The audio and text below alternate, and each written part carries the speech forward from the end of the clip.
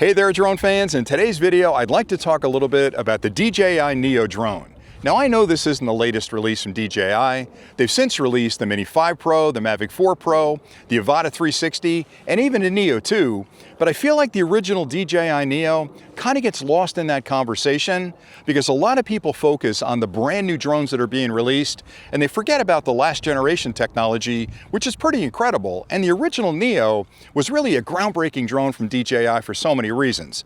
It was the first selfie drone they released, and then they further expanded the use of it to include a controller and an FPV control set. You can fly it from your phone. You can fly it without a controller. So in a lot of ways, this drone really broke open the entire multi-purpose drone market, if you will. A lot of companies have followed into that space, but again, with the Neo and the Neo 2, I feel like DJI is ahead of the curve as usual. Now, the original Neo, for so many people, may be the first drone you've flown. And if you're just looking to join the hobby, this could be the perfect drone to get started because you can pick the drone up on its own as a selfie drone. So you can push a button, have it fly away, capture some amazingly good footage. It's perfect for vacations. It's perfect for really anything. You've got a party in the backyard. It's just great for catching those selfies.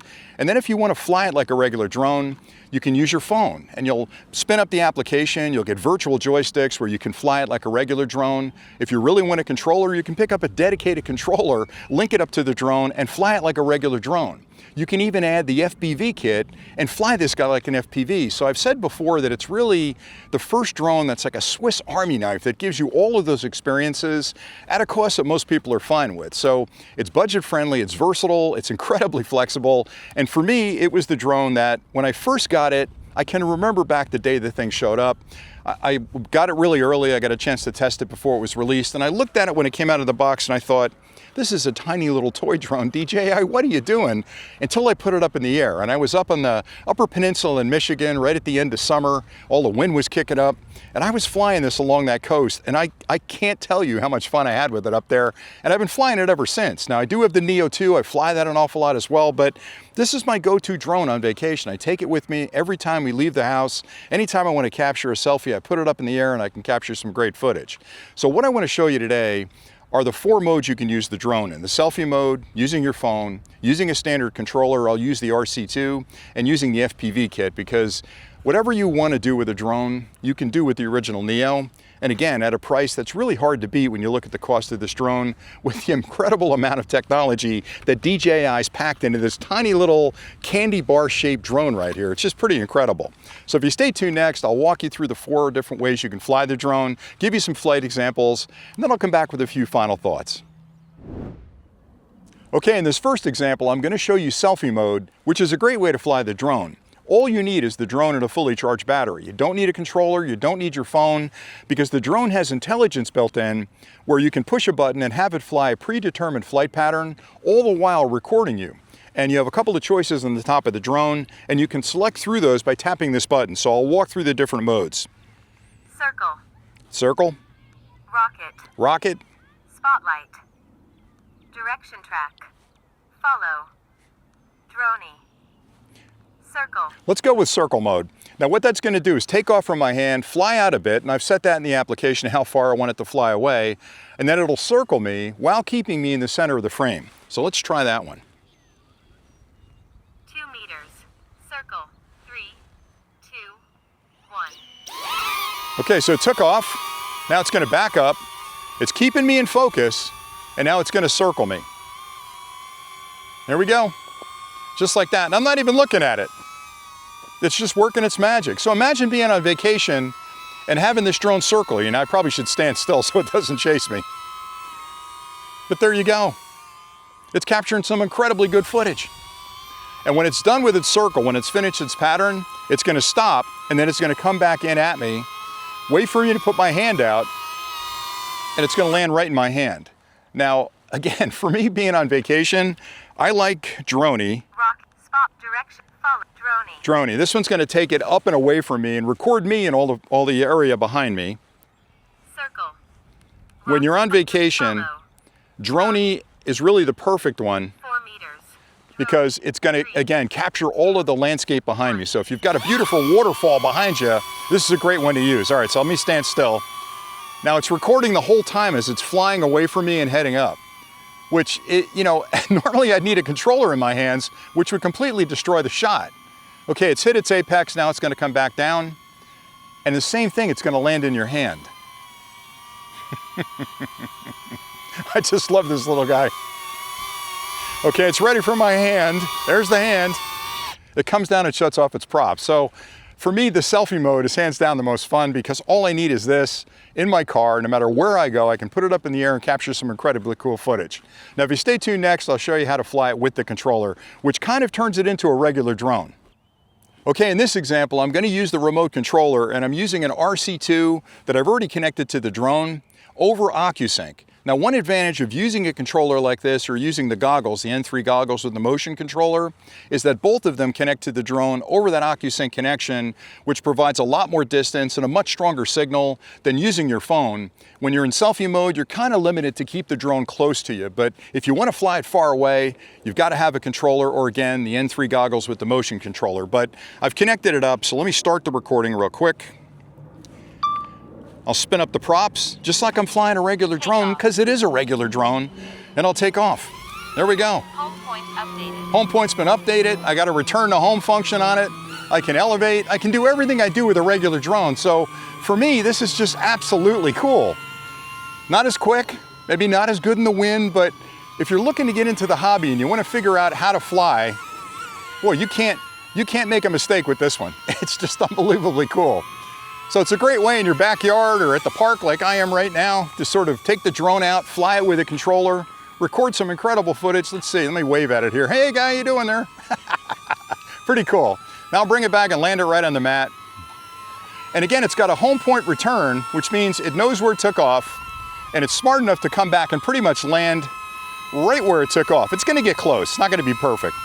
Landing. There we go. How much fun is that? All right, now I'll show you how you can fly the drone using your phone, and all you'll need for this is the DJI Fly application on your phone, and you'll connect to the drone over a local connection. So you can't fly it as far as you can with a dedicated controller, but it still gives you a real good feel for how the drone will fly using a controller, and it's great if you want to navigate it to a specific spot to capture that perfect framing or whatever you'd like to do. For me, I just like to fly in the house with it, and using my phone is really easy.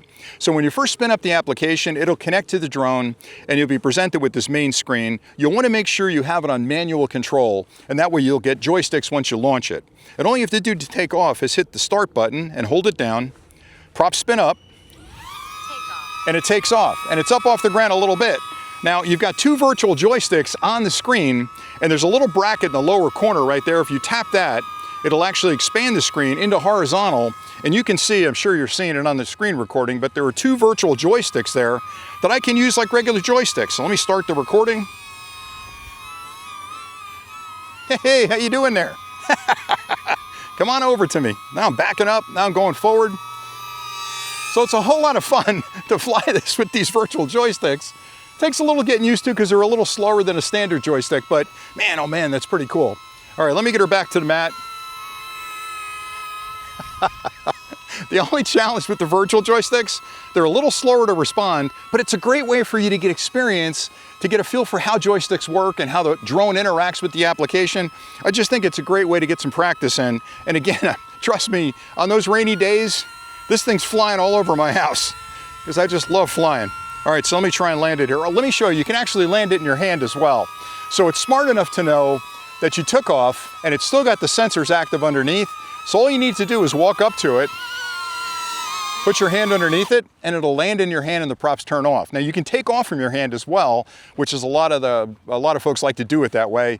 I always use a landing mat because I like to have a place to put the thing down, especially if there's wet ground or I've got some kind of, I don't know, if you're out in snowy conditions, it's always good to have something you can lay your gear down on. But anyway, that's the way you fly it from your phone. Now stay tuned and I'll show you the FPV controls. Okay, now I'll show you how you can fly the DJI Neo in FPV mode using the N3 goggles and the latest motion controller. Now, I must look totally ridiculous standing here looking at the camera wearing these goggles, but I'm actually seeing the view through the camera on the drone right now, and normally I'm sitting down because I'm getting a little older and that vertigo kicks in, but man, I love flying FPV. All right, so to spin up the motors, you're gonna tap this button twice. Motors are spinning, and then to lift off, I'm gonna hit that button again. All right, we're in the air. Oh, let me start the recording. Hold on. I always miss that button. There we go. All right, so to fly forward, all I've got to do is pull back on the joystick and point where I want to go. And there we go. Oh boy, this is so much fun. All right, let me go over this way a little bit. I may fly this a little longer than normal here. And one thing I'll recommend when you're flying FPV is put the crosshairs on, because that's going to show you exactly where the drone is flying.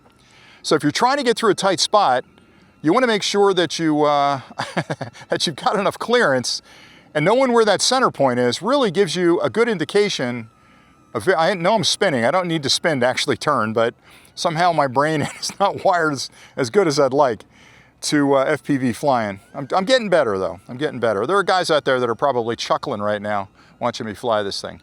All right, let me bring her in for a landing so I can give you some other commentary here. And again, what a wonderful drone. Just so much fun to fly this guy. I'm sure I'm not gonna land anywhere near that mat. Let's see, I'll try. All right. Now, I know I'm not over it. I'm gonna have to cheat here. All right, I'm close. I'll look down.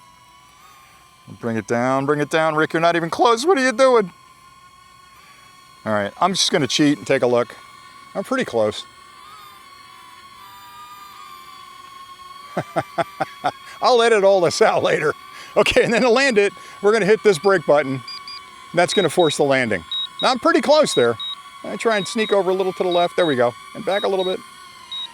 All right, so again, I'm the first one to admit that FPV flying is not my forte. I do it because I like it and I enjoy it, but I am terrible at it. So when you see a lot of those very impressive FPV runs where guys are flying between trees or underneath goalposts and things, I'm getting better. So I'll put some footage in where I'm trying some of that stuff. But anyway, my point was, with the DJI Neo, you've got the ability to fly it as a selfie drone, which is wonderful. And if that's all it did at this price point, that would be more than enough. Then you can fly it with your phone. So you've got virtual joysticks where you can actually fly it like a regular drone in your house or in your backyard.